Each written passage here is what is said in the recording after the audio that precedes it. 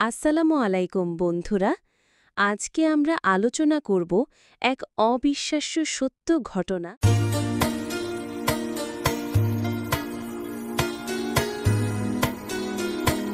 কল্পনা করুন তো, যদি আপনি কয়েকশো বছর ঘুমিয়ে থাকার পর হঠাৎ করে ঘুম থেকে ওঠেন আর দেখেন আপনার চীনা পৃথিবীটা সম্পূর্ণ বদলে গেছে, তখন কেমন লাগবে? হ্যাঁ, আজ আমরা আপনাদের জানাবো কোরআনে বর্ণিত আসহাবুল কাহাফ অর্থাৎ গুহাবাসীদের ঘটনা, যারা একটানা ৩০৯ বছর ঘুমিয়েছিল। শহরের আকাশে তখন ঘোর অন্ধকার, বাতাসে ভেসে বেড়াচ্ছে নির্মম রাজার ফরমান আর চাপা আতঙ্ক।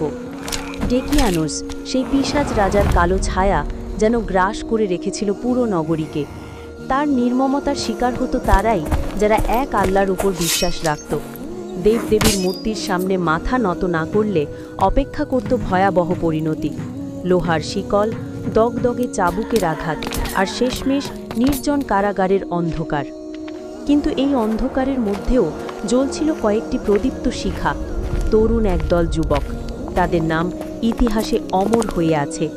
তাদের হৃদয় ছিল তপ্ত ইস্পাতের মতো মজবুত, ঈমানের আলোয় ঝলমলে। তারা দেখল এই শহরে আল্লাহর ইবাদত করা মানে নিজের মৃত্যুকে আহ্বান করা।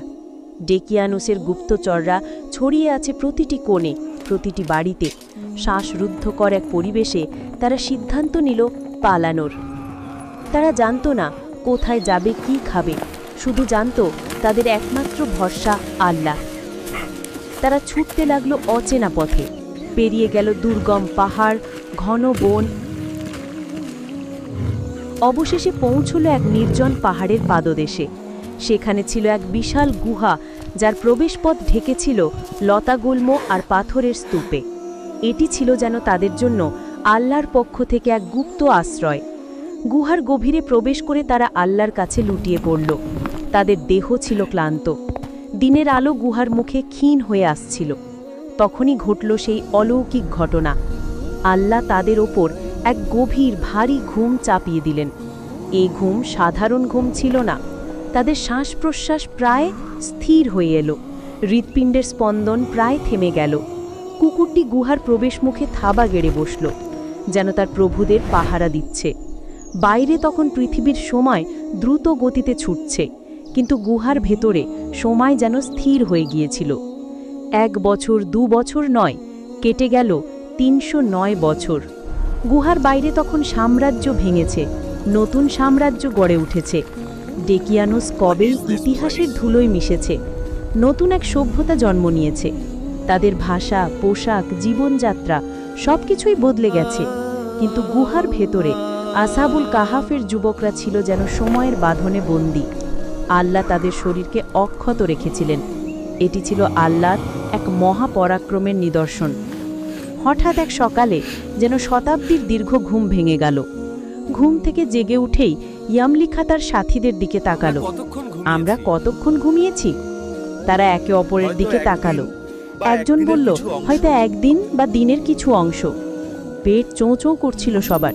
ইয়ামলিখা পকেট থেকে একটা মুদ্রা বের করে বলল, আমি শহরে গিয়ে কিছু খাবার নিয়ে আসি। রুদ্ধশ্বাসে ইয়ামলিখা শহরের দিকে পা বাড়ালো। কিন্তু এ কোন শহর? যে শহর ছেড়ে গিয়েছিল তার কিছুই যেন নেই। বড় বড় দালান, অপরিচিত রাস্তাঘাট, মানুষের পোশাক আশাক সব যেন বদলে গেছে। তার মনে হলো সে বুঝি কোনো ভিন্ন জগতে এসে পড়েছে। ভয় ভয়ে একটি রুটির দোকানে প্রবেশ করল। একটি রুটি নিল এবং প্রাচীন মুদ্রাটি দোকানির হাতে দিল। দোকানের চোখ কপালে উঠে গেল। এ কি মুদ্রা? দোকানের সামনে ভিড় জমা হয়ে গেল। একজন বলল, এ তো শত শত বছর আগের মুদ্রা, তুমি কোত্থেকে পেয়েছ এটা? ইয়ামলিখার বুক ধড়ফড় করে উঠল। ইয়ামলিখা যখন তার গল্প বলতে শুরু করল, তার সাথীদের কথা, ডেকিয়ানুস রাজার কথা, তখন তাকে দ্রুত সেই সময়ের রাজার কাছে নিয়ে যাওয়া হলো।